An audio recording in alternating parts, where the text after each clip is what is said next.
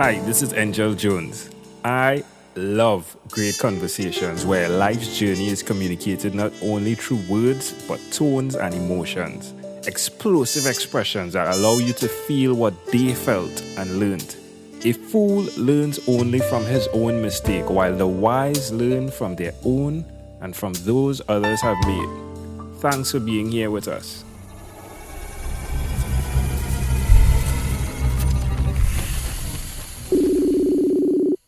Good morning, Lisa Ambrosch. How are you going on this wonderful, beautiful morning? Oh, just great. It's a little rainy here, but the snow is melting, so that's always nice. Oh, the snow. Oh, it's cold, isn't it? Well, it's actually warmer than normal for this time of year for us, so I'm enjoying it. Wonderful. Well, I'm glad you are. So tell me, which of your talents, Lisa, is responsible for us meeting? I guess the biggest one would be my writing, which is something more recent that I've been getting into. I've always had a passion for it, but for the longest time, I've never really believed that it was a gift. And so recently, it's just been more aware. And so I love encouraging others. So I guess those two main things, encouraging others through my writing. You just connected them. Yeah. I love it. So who did you learn that from? Encouragement. I don't know if it was a gift that I really learned it from anybody. I believe a lot of our talents and gifts are already innately inborn within us. It's given to us from God. And so I think that's one of my spiritual gifts is encouragement. Interesting. Who nurtured it? Who nurtured it? Yes. Oh, gosh. Several people in my life. My parents early on, of course, and just friends along the way, people I've met in my path. Interesting. Why will you continue to not just write, but as you said, encourage through your writing? Well, I guess just human connection, it's so important. And with the amount of social media and technology bombarding us daily, I think sometimes we get away from those deep, authentic relationships, and words are an important part of that. Sometimes we can't verbalize our thoughts, and so writing helps us, get them out, get them out of our heads, and to share not only what we think, but what we've learned with others. And hopefully through that, we can, be an encouragement to somebody. And obviously, writing can go a lot farther than just a direct conversation. It can reach people across the world. So that's what I'm excited about. The scribed conversation, right? Yes. That is what exactly. writing is, a scribed conversation. I love it. You said that, and immediately I remember the image of Gilligan's Island when the message in the bottle and how far that could go, right? The message in the bottle, yeah, over oceans, right? Absolutely. So tell me one other thing that you've done consistently over the past 3 years, please. Oh, I would have to say persevere. There's been a lot of difficult situations in my life, and just to be able to persevere through those and keep moving forward, I think is huge. A lot of times, instead of learning from those situations, we can just get caught up in almost like a self-pity type of a thing. Which doesn't serve anybody. And so I've just learned that persevering is huge. How does it make you feel knowing that you've seen the fruits of your perseverance? Oh, hopeful. Hopeful that those steps of persevering and moving forward will not only serve other people, but help them to also, persevere through difficult times as well. Perseverance. Ooh, perseverance is giving our lips some tongue twisters, right? So perseverance is definitely that thing that is connected to the understanding that your decisions eventually allow your feelings to line up, right? Right. Absolutely. And sometimes it can take a while. Yes, sometimes too long of a while, right? Right, right. And then we have those special people around us who can, pull us up and help us to keep persevering. So, Yeah.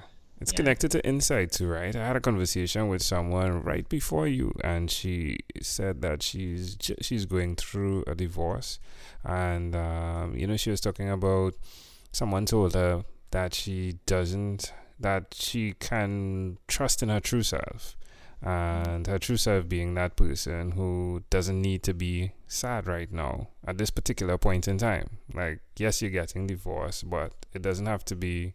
Like, you could be happy, you could choose to be happy, and right after you're talking about it. So I guess it's insight as well, right, within the perseverance. Yes, I agree. Insight. And I can relate to the woman that you just spoke to because I've had walked that journey as well. Wow. Yep. Yep. Yeah, and she's so okay. So I'll tell you, she said that she said she received an email from one of her mentors, and her mentor said that, and she said, it's as though for the first time she just got insight and that she doesn't need to go through years of suffering and pain before she moves on. Right. And if we can take that and turn it inward, not just inward but outward as well. I've learned through a lot of those journeys that I've traveled that even though they're difficult, you can serve other people through that. So through that journey I also walked, I was able to serve through my church with a divorce care ministry. And it actually turned out to be a big blessing because through my pain, I was able to help others walk through something that's very difficult. And I think sometimes, looking back, even though we would never want that for somebody else or, for our life or part of our journey, it was something that grew us and made us stronger and eventually served other people through it. Serving helps you to heal quicker as well, right? Because could you imagine being home, sulking, watching the hours pass by, right? Absolutely. Yes. Serving is huge. Love it. All right, my friend. Let's switch gears. Let me invite you into my time machine that is surrounded with beautiful, warm, blue Caribbean water. Lisa, what is your earliest childhood memory? Oh, gosh. Growing up, I grew up with 4 sisters. There was 5 of us girls and my poor dad. I have to say, but we out back then when people actually gardened, it's not as common anymore. I think we're just starting to get back to it. But one of my earliest memories is being in the garden. And I remember one of the vegetables that we always grew consistently was peas. And it was one of my favorites. And I would sometimes go out to the garden. And because they were grown on, a fence, I could sit in between the fence and hide between the pea stalks, and I would pick peas and, eat them. And it's kind of funny that something like that would be one of my earliest memories. But it was just, I loved the garden and, just the harvesting of all the vegetables and the food. It was a great time. How old do you think you were? Oh, gosh, I must have been 5 or 6, at that age when you're trying to be secret about stuff and don't think you're going to get caught. Why do you think this memory in particular is so clear? I don't know. I think it's just the connection with just earth and growth itself. I love nature. I love being outside. And just creation itself, I think is beautiful. So. Seems as though you're thankful. It seems as though you're a thankful person. Oh, I am very grateful. Yeah, because to be sitting there with your peas and being contented eating those things. Within yourself, despite having so many other sisters, it seems as though you're very, very contented with yourself. Thankful. That's pretty amazing. Ooh. If we fast forward to when you were 12, what was your favorite song? Oh gosh, I don't know if I had a favorite, but several come to mind during that time. Songs like YMCA by the Village People always was very, popular back then, and My Sharona, all those just fun, get you moving type of songs. Yeah. Love it. Bee Gees was really big back then. My second Bee Gees for today already. Someone else chose that already for the morning. Alright, my friend, we have arrived at our destination, but before we get off of this time machine, there's a small declaration form, so it's yes or no. Have you chosen someone, Lisa, to pass on your skills to? Yes. You didn't tell us the name of your book, Lisa. Actually, the name of my book is going to be Unspoken Broken. It's not finished yet, but the concept is basically, I believe that we don't really start healing from those tragic moments in our life until we share them, until we are vulnerable and share them with other people and, start speaking what our broken was, because that's the only way we can serve others. So it's a play on words, broken, unspoken. It should be broken and spoken, right? Yeah. All right. Well, are you married? Have you remarried? I have not remarried. Okay. Do you have children? Okay, you go for it. Do you have children?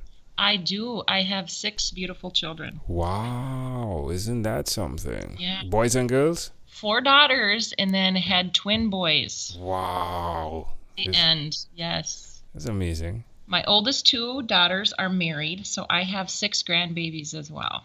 Are you serious? You do not sound as though you are a grandmother. Well, I'm a young grandma. I'll be 50 in January. All right. Well, happy early birthday for the 50. Thank 50 you. is Jubilee, right? Time of Jubilee. Yeah. All right. Do you believe in God?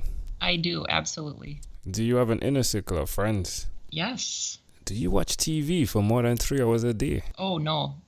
No time for that. How about 3 hours a week? Not even that. Wow. What about screen time? The phone and or the computer? More than 8 hours a day or less than 8 hours a day? Oh, definitely less than 8 hours a day. Wow. So what are you doing with your time? Working. Interesting. Trying to, serve others. I have parents right now that, are a little bit elderly, and we just needed to make a move with them. My dad's been ill, so, spending time serving them. And amazing. Lisa, keep doing what you're doing. We're looking forward to when your book is released, okay? Oh, thanks so much, Angel. Before you leave, is there anything you'd like to share with our amazing audience? Oh, just to, persevere through life, use those trials as a catalyst to just serve others. Lisa Ambrosch, thank you for being on 12-Minute Convos with Angel Jones. Thanks so much, Angel. You have a good day. Amazing audience. Before you leave, there's one person I'd like to introduce you to, Amanda Jones. She is my wife, and her passion is to educate, encourage, and empower. Hi, I'm Amanda Jones, and I'm a registered nurse. Do you or someone you know have diabetes? According to the International Diabetes Federation, in 2015 worldwide, 415 million people were living with diabetes. Just as that figure is overwhelming, so too can the effects of diabetes be. So, to help simplify diabetes for both adult and child, I've used rhymes in my books, The ABCs of Diabetes for Children and Poems for Patients, A Focus on Diabetes. At its simplest, rhymes help us to remember. If you, a child or friend, want an easy, reader-friendly way to know about diabetes, then get a copy of these books. For more details, you can go to poemsbyaj.com. That's poemsbyaj.com.